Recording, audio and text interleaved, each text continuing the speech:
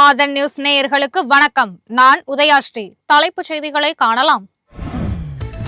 சட்டப்பேரவையில் பொதுப்பணித்துறை சார்பில் 7 புதிய அறிவிப்புகளை வெளியிட்டார் அமைச்சர் ஏவ வேலு. 4 மாவட்டங்களில் சுற்றுலா மாளிகைகள், 3 இடங்களில் ஆய்வு மாளிகைகள் கட்டப்படும் என அறிவிப்பு.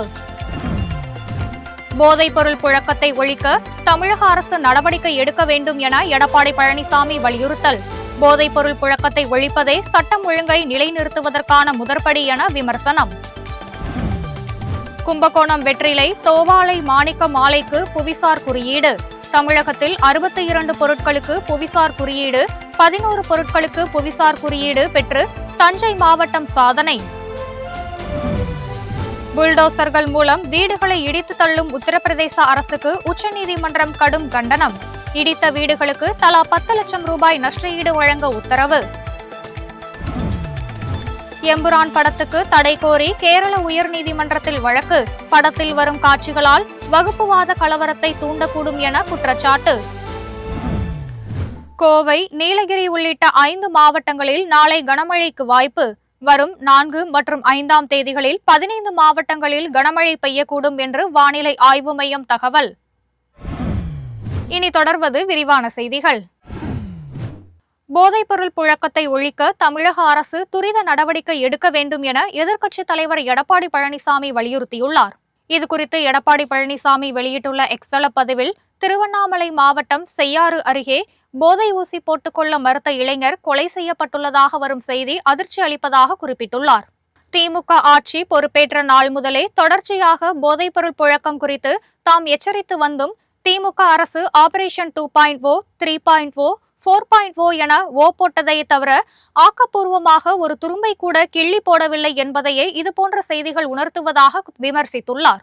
போதைப்பொருள் புழக்கத்தை ஒழிப்பதே சட்டம் ஒழுங்கை நிலைநிறுத்துவதற்கான முதல் படி என்பதை தமிழக அரசு உணர வேண்டும் என்றும், இளைஞர் கொலையில் தொடர்புள்ளோர் மீது உரிய சட்ட நடவடிக்கை எடுக்க வேண்டும் என்றும் எடப்பாடி பழனிசாமி வலியுறுத்தியுள்ளார்.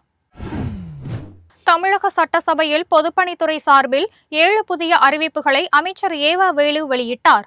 அதன்படி கடலூர், காஞ்சிபுரம், திருவள்ளூர் மற்றும் ஓசூரில் புதியதாக 4 சுற்றுலா மாளிகைகள் 21 கோடி ரூபாய் மதிப்பீட்டில் கட்டப்படும் என்றும், கடலூரில் புதியதாக 1 சுற்றுலா மாளிகை 6 கோடி ரூபாய் மதிப்பீட்டிலும், காஞ்சிபுரத்தில் 3 கோடி ரூபாய் மதிப்பிலான சுற்றுலா மாளிகை மதிப்பீட்டிலும் கட்டப்படும் என அமைச்சர் அறிவித்தார்.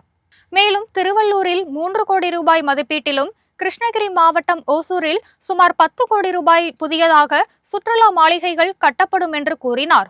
கல்வராயன் மலை, ஏற்காடு மற்றும் பொள்ளாச்சி ஆகிய 3 இடங்களில் புதியதாக 3 ஆய்வு மாளிகைகள் சுமார் 10 கோடி ரூபாய் மதிப்பீட்டில் கட்டப்படும் என்றும் அறிவித்தார். இதேபோல் கள்ளக்குறிச்சி மாவட்டம் கல்வராயன் மலையிலும், சேலம் மாவட்டம் ஏற்காட்டிலும், கோயம்புத்தூர் மாவட்டம் பொள்ளாச்சியிலும் புதியதாக ஆய்வு மாளிகைகள் கட்டப்படும் என அமைச்சர் ஏவ வேலு தெரிவித்தார். தமிழகத்தில் இதுவரை 62 பொருட்களுக்கு புவிசார் குறியீடு கிடைக்கப்பட்டுள்ளதாகவும், அதில் தஞ்சை மாவட்டம் சாதனை படைத்திருப்பதாகவும் அரசு வழக்கறிஞர் சஞ்சய் காந்தி தெரிவித்துள்ளார். புவிசார் குறியீடு பெறுவதற்கான நடவடிக்கைகளை எடுத்து வரும் அரசு வழக்கறிஞர் சஞ்சய் காந்தி தஞ்சையில் செய்தியாளர்களுக்கு பேட்டியளித்தார்.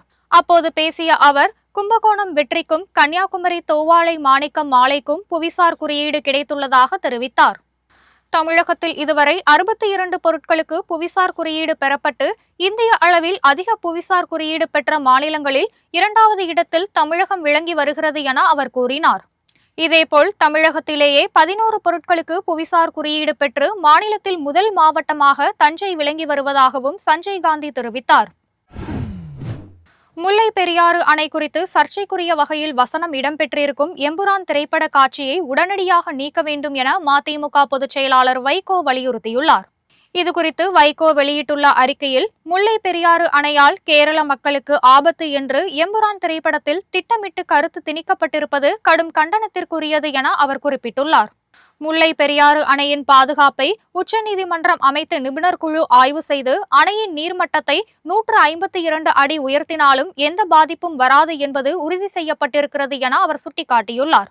ஆனால் முல்லை பெரியாறு அணையை உடைத்து எறிவதற்கு திட்டமிட்டு கேரளாவில் இதுபோன்ற திரைப்படங்கள் மூலம் அம்மாநில மக்களை பீதியில் ஆழ்த்துவதற்கு சில அக்கறை உள்ள சக்திகள் முயற்சித்து வருகின்றன என அவர் குற்றம் சாட்டியுள்ளார்.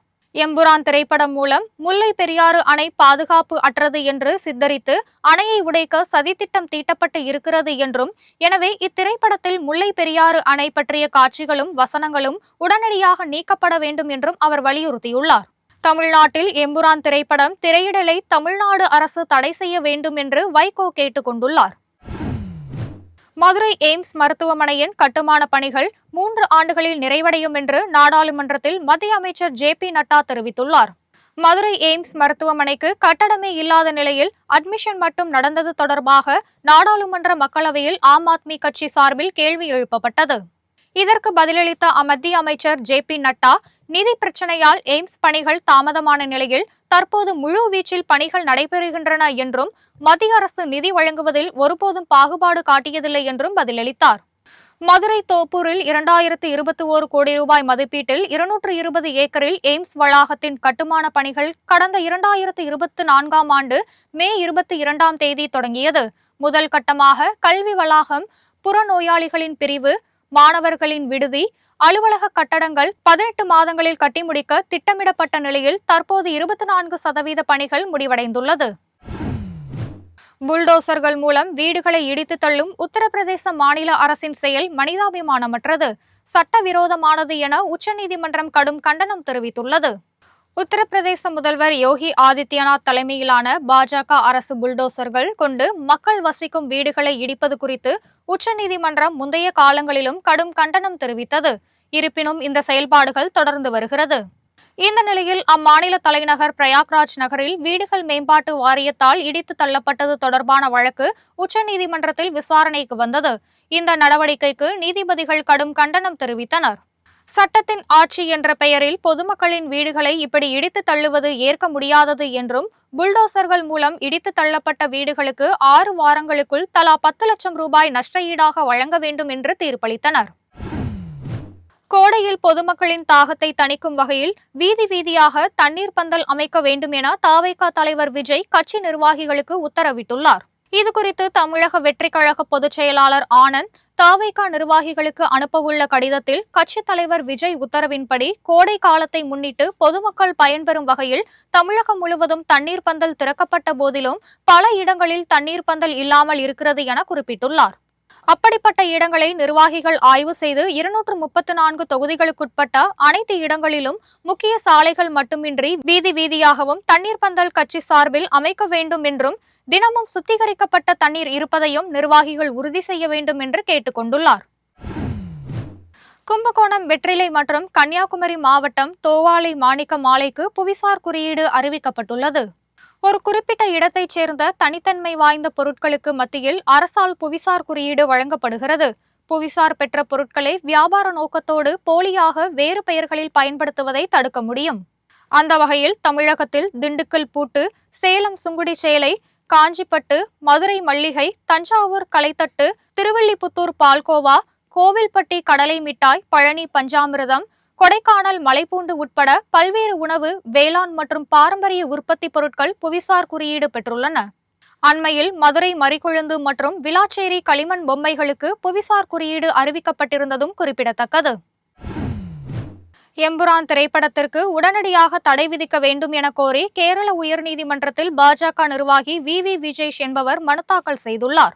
அந்த மனுவில் 2002 கோத்ரா கலவரத்தை தழுவி எடுக்கப்பட்ட காட்சிகளில் இந்திய ராணுவம் குறித்து தேவையற்ற கருத்து கூறப்பட்டுள்ளதாகவும், புலனாய்வு அமைப்புகளின் நம்பகத்தன்மையை சிதைக்கும் வகையில் உள்ளதாகவும் அந்த மனுவில் குற்றம் சாட்டப்பட்டுள்ளது.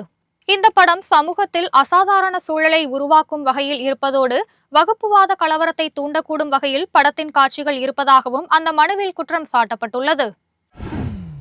தஞ்சாவூர் வீரமகா காளியம்மன் கோயிலில் நடைபெற்ற திருநடன திருவிழா படுகளம் பார்த்தல் நிகழ்வில் 1000க்கும் மேற்பட்ட பக்தர்கள் கலந்து கொண்டு சுவாமி தரிசனம் செய்தனர். தஞ்சாவூர் மாவட்டம் பாபநாசம் அருகே வங்காரம்பேட்டையில் அமைந்துள்ள வீரமகா காளியம்மன் கோயிலில் 56ஆம் ஆண்டு திருநடன திருவிழா மற்றும் படுகளம் பார்த்தல் நிகழ்ச்சி விமர்சையாக நடைபெற்றது. திருவிழாவின் முக்கிய நிகழ்வாக வீரமகா காளியம்மன் படுகளம் பார்த்தல் நிகழ்ச்சி கோவில் அருகில் உள்ள மைதானத்தில் வெகு விமர்சையாக நடைபெற்றது. அதனைத் தொடர்ந்து அம்மன் வீதியுலா நடைபெற்றது. வீதிகளில் நடனமாடி வந்த காளியம்மனை அப்பகுதி மக்கள் பழங்கள், இளநீர், மாவிளக்கு வைத்து தீபாராதனை காண்பித்து வழிபட்டனர். இதனைத் தொடர்ந்து அம்மனுக்கு சிறப்பு அபிஷேக ஆராதனைகள் நடைபெற்றது. இதில் திரளான பக்தர்கள் கலந்து கொண்டு சுவாமி தரிசனம் செய்தனர். கோவை உட்பட 5 மாவட்டங்களில் நாளை கனமழை பெய்ய வாய்ப்புள்ளதாக வானிலை ஆய்வு மையம் தெரிவித்துள்ளது. இதுகுறித்து சென்னை வானிலை ஆய்வு மையம் வெளியிட்டுள்ள அறிக்கையில், தென்னிந்திய பகுதிகளின் மேல் நிலவும் வளிமண்டல கீழடுக்கு சுழற்சி காரணமாக நீலகிரி, கோவை, ஈரோடு, தேனி, திண்டுக்கல் உள்ளிட்ட 5 மாவட்டங்களில் நாளை கனமழைக்கு வாய்ப்புள்ளதாக தெரிவிக்கப்பட்டுள்ளது. கோவை, நீலகிரி, திருப்பூர், ஈரோடு, சேலம், நாமக்கல், கரூர், திருச்சி, தேனி, திண்டுக்கல், மதுரை, சிவகங்கை, ராமநாதபுரம், விருதுநகர், தூத்துக்குடி உள்ளிட்ட 15 மாவட்டங்களில் வரும் 4 மற்றும் 5ஆம் தேதிகளில் கனமழைக்கு வாய்ப்புள்ளதாக கூறப்பட்டுள்ளது. சென்னையில் ஒரு சில பகுதிகளில் லேசானது முதல் மிதமான மழை பெய்ய வாய்ப்பு உள்ளதாகவும், மதிய வேளையில் வெயிலின் தாக்கம் 35 டிகிரி செல்சியஸ் அளவிற்கு இருக்கக்கூடும் என்றும் வானிலை ஆய்வு மையம் தெரிவித்துள்ளது. இத்துடன் இந்த செய்திகள் நிறைவடைகின்றன. செய்திகளை உடனுக்குடன் தெரிந்து கொள்ள இணைந்திருங்கள் ஆதனுடன்.